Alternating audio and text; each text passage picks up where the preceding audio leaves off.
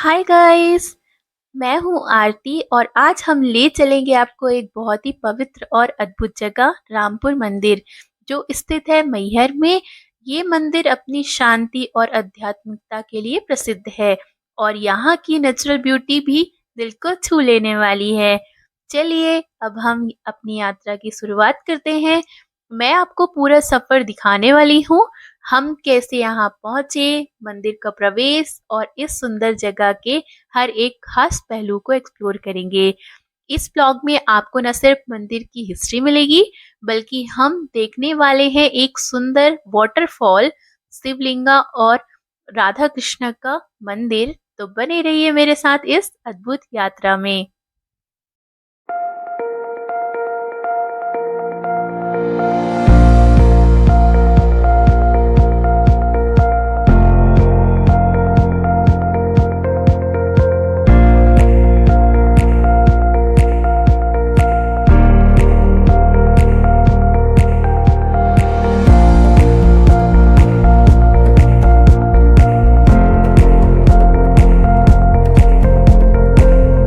रामपुर मंदिर की यात्रा के दौरान रोड का नज़ारा बहुत ही सुंदर है। रास्ते में हर तरफ हरियाली, पहाड़ियाँ और खुले आसमान का मनमोहक दृश्य देखने को मिलता है, जो ये सफर और भी यादगार बना देता है। यहाँ का प्राकृतिक सौंदर्य दिल को शांति और सुकून से भर देता है। मैहर मंदिर से और रामपुर का डिस्टेंस लगभग 9 किलोमीटर का है। अगर आप मैहर देवी का दर्शन करने आए तो रामपुर मंदिर का भी दर्शन जरूर करें, क्योंकि दोनों मंदिर एक दूसरे के काफी करीब हैं और दोनों का अपना अपना अलग ही आध्यात्मिक महत्व है।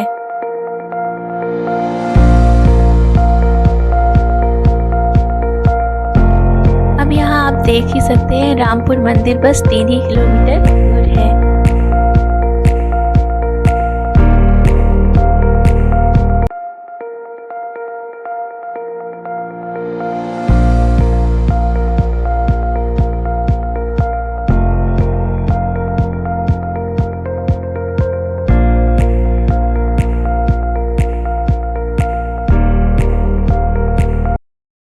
अब हम मंदिर पहुंच चुके हैं और गेट से एंट्री कर रहे हैं। जैसे ही हम आगे बढ़ रहे हैं, भजन की मधुर धुन सुनाई देने लगी है।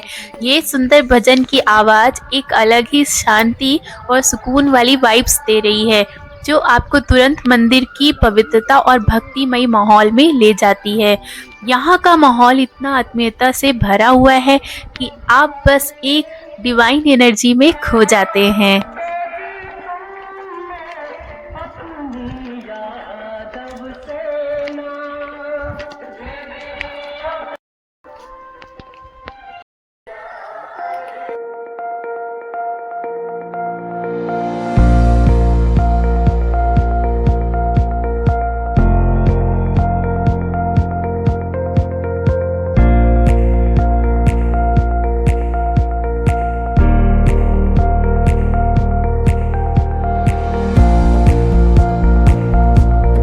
हमें वाटरफॉल की प्यारी सी आवाज़ सुनाई दे रही है, जो एकदम मन को शांति देने वाली है। और अब हम वाटरफॉल के पास पहुंच चुके हैं। ये दृश्य देखकर आंखें खुली की खुली रह जाती हैं। पानी का बहना और आसपास की प्रकृति इतनी खूबसूरत है कि ये जगह एकदम स्वर्ग जैसी लगती है। यहाँ का प्राकृतिक सौंदर्य सच में दिल को छू लेने वाला है।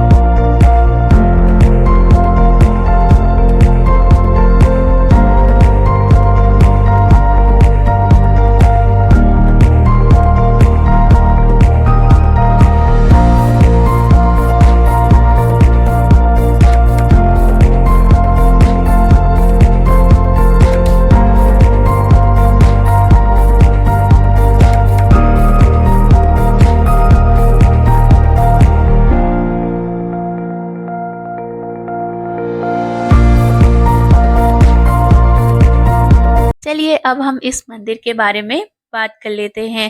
तो ये रामपुर मंदिर रामपुर पाठा नीलकंठ आश्रम के नाम से जाना जाता है और कहा जाता है कि यहाँ पर नीलकंठ महाराज का आश्रम हुआ करता था। तो यहाँ पर सबसे पहले नीलकंठ शेर के साथ रहकर तपस्या करते थे। एक शेर के साथ वो रहते थे।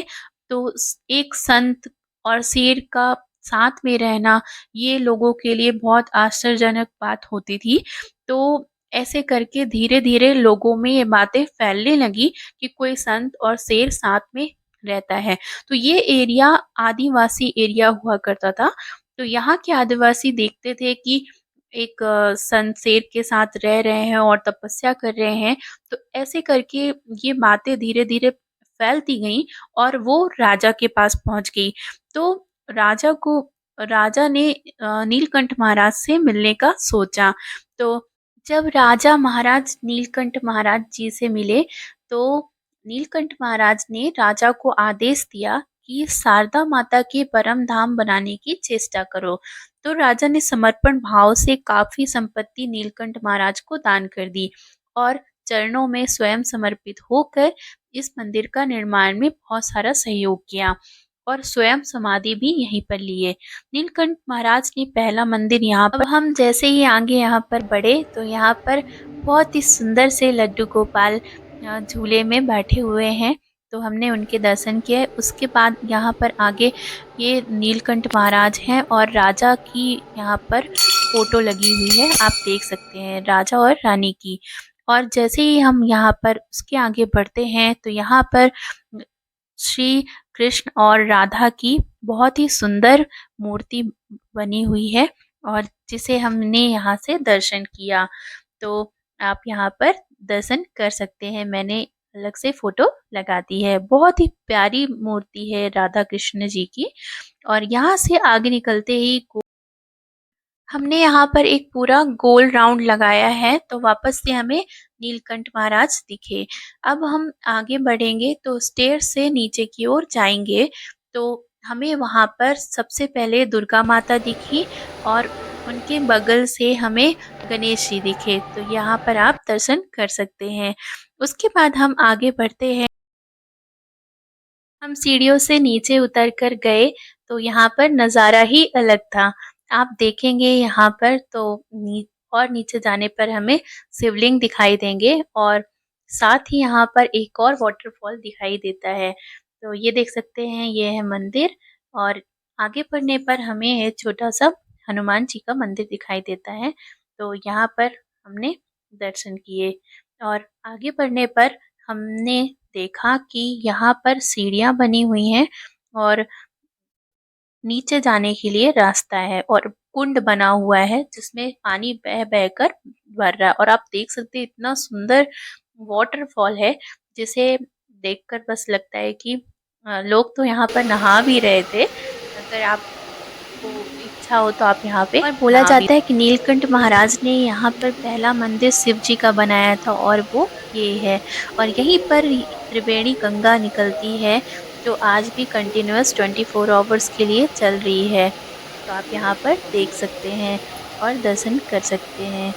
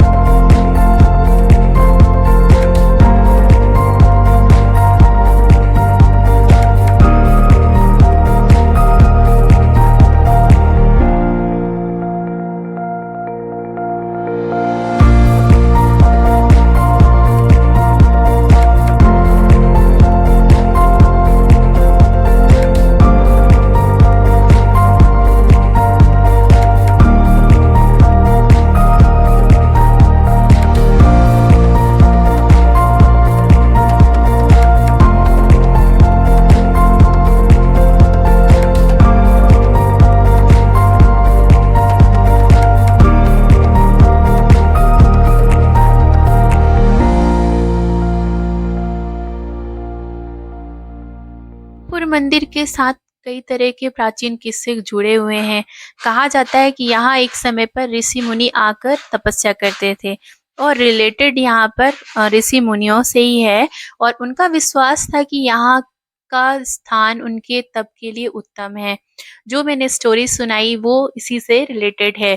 तो मंदिर के आसपास के लोग मान्यता रखते हैं कि यहाँ पूरी श्रद्धा और भक्ति से आने वाले लोगों की मनोकामनाएं पूरी होती हैं।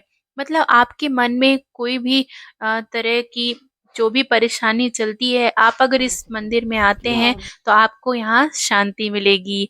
और ये मंदिर आसपास के गांव वालों के लिए एक महत्वपूर्ण स्थान है, जहाँ लोग अपनी हर साल एक विशेष पूजा करने आते हैं और विशेष रूप से शिवरात्रि के दिन यहाँ कई लोगों की भीड़ होती है। यहाँ की धार्मिक माहौल और शिव जी की पूजा लोगों में एक शक्ति और ऊर्जा का संचार करती है और आज के समय में भी यहाँ काफ़ी लोग आते हैं, खासकर उन्हें जो अपनी ज़िंदगी में शांति और सुकून ढूँढते हैं। रामपुर मंदिर के एक ऐसा स्थान है जहाँ आप अपने मन को शांत करके शिव जी के चरणों में अपने दुखों को रख सकते। यहाँ आकर मेरे भैया और मेरे हस्बैंड ने बहुत एंजॉय किया और मैंने भी, मुझे भी बहुत सुकून मिला यहाँ पर।